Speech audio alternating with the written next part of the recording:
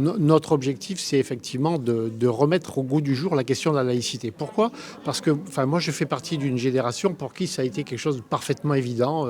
Je dis souvent, ma mère était une fervente croyante et une aussi fervente laïque. Et pour moi, donc c'est quelque chose qui a toujours coulé de source d'évidence. Et notre génération n'avait pas ce souci-là. Je pense qu'on l'a évoqué, c'est le moment d'en reparler.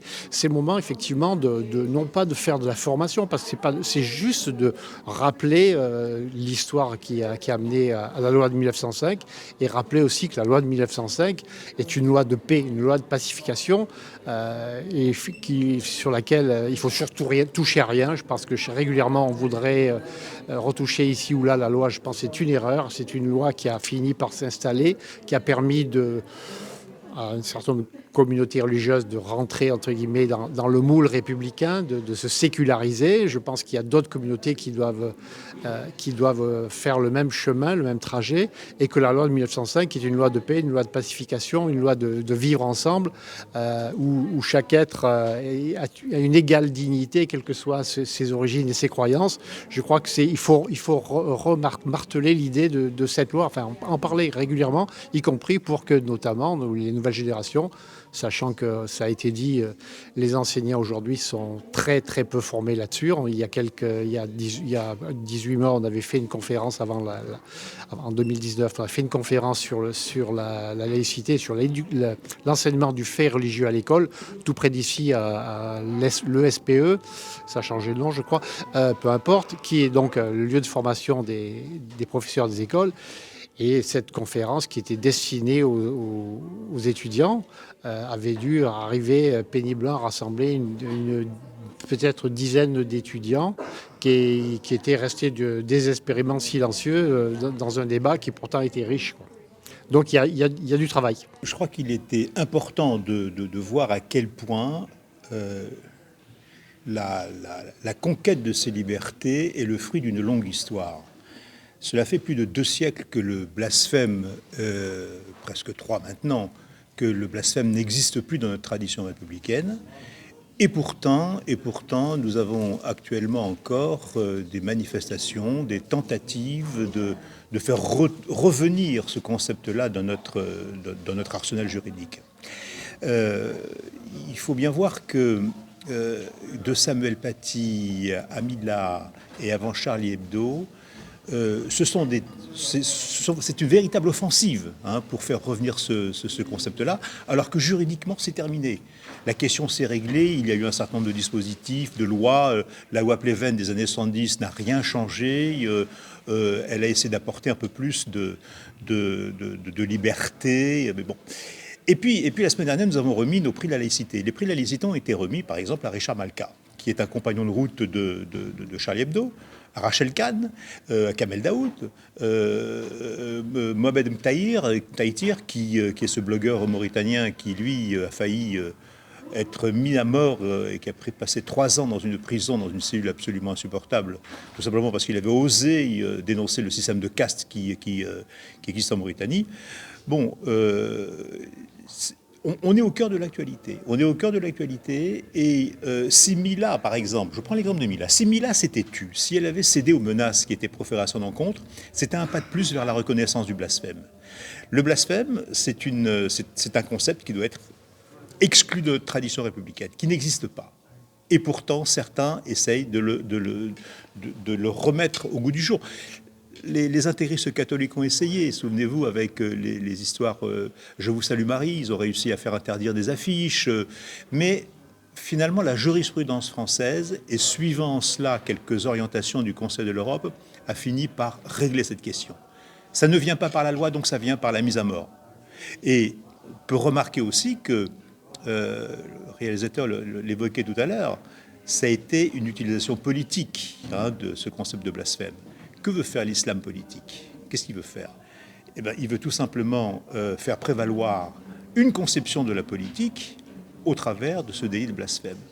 Quand on blasphème Dieu, on blasphème, d'après eux, l'islam. En tout cas, leur volonté de faire de l'islam une religion totalisante et englobant et se mettant au-dessus de la loi, comme le disait la loi de la République, comme le disait Jacques à l'instant. Aujourd'hui, alors même si c'est une réaction impulsive et qui, peu de temps après, s'estompe, dans les faits s'estompe, il y a quand même une réaction. Et je crois qu'il faut décoder pour nos concitoyens ce qui se passe. Effectivement, la classe politique tout entière, tout parti confondu, à l'exception, bien entendu, des partis extrémistes qui, eux, font leur beurre de la haine, tous les partis ont détourné leur regard de ce qui se passait. Personne n'a voulu voir. Certains élus politiques, de gauche, de droite, ont pensé que finalement ça pouvait être une nouvelle classe laborieuse, qu'il fallait s'intéresser à eux. Vous avez aujourd'hui le discours d'un certain nombre de partis d'extrême gauche qui voilà, sont conformes à cette tradition. Donc il faut revenir sans arrêt sur ce sujet-là. Alors vous disiez, c'est effectivement un sujet pour initier. Le travail qu'essaie de faire actuellement le ministère de l'Éducation nationale est un travail, à mon avis, exemplaire.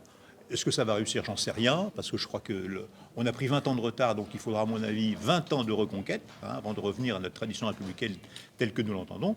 Mais c'est le travail qui est fait par le Conseil des sages, la formation des enseignants. Vous vous rendez compte que pratiquement 30% des enseignants ne sauraient pas parler de la laïcité aujourd'hui.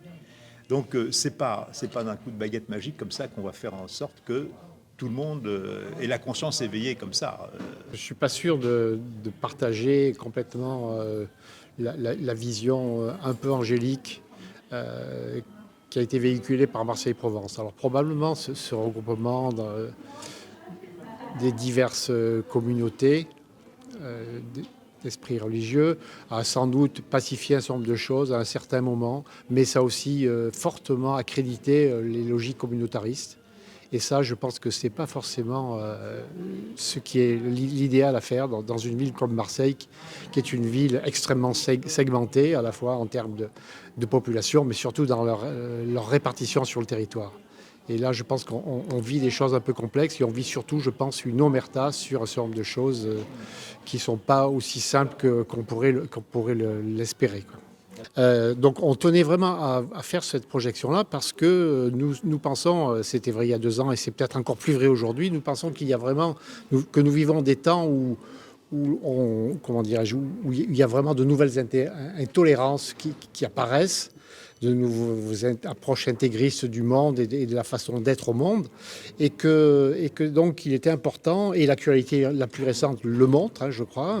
Il y a toujours des gens, et je ne parle même pas de confession, on voit bien qu'il y a de plus en plus de gens qui continuent à considérer que la loi de Dieu est supérieure à la loi des hommes, aux lois civiles, et au cas particulier aux lois de la République.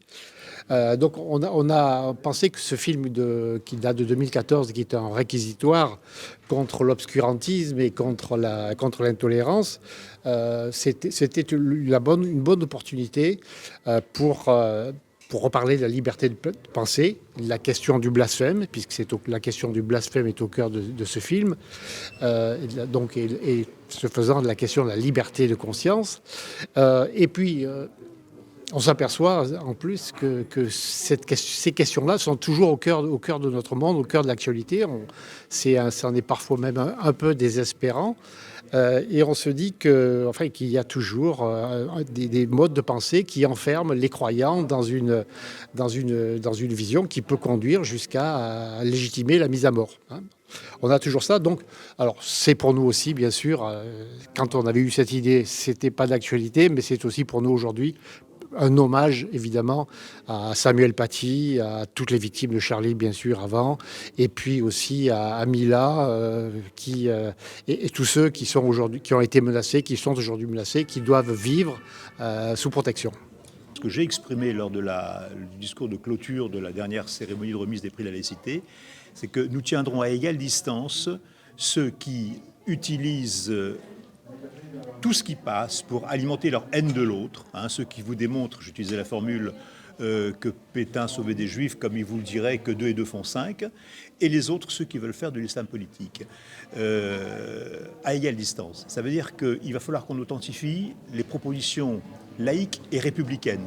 Laïques et républicaines sans tour de passe-passe. C'est difficile. C'est difficile, cette fameuse tenaille identitaire qui a été définie par, je crois que c'est le printemps républicain, on est coincé entre les deux. Mais la République a toujours eu du travail à faire et sa voie a toujours été celle de l'effort. Qui plus est, nous sommes aujourd'hui confrontés à une offensive contre la raison avec toutes ces fadaises conceptuelles, le woke, le cancel culture, etc. On va se battre sur plusieurs fronts. Mais vous savez, on a intégré le fait qu'il nous fallait des décennies pour y arriver, on y arrivera. Et on transmettra le flambeau. Merci.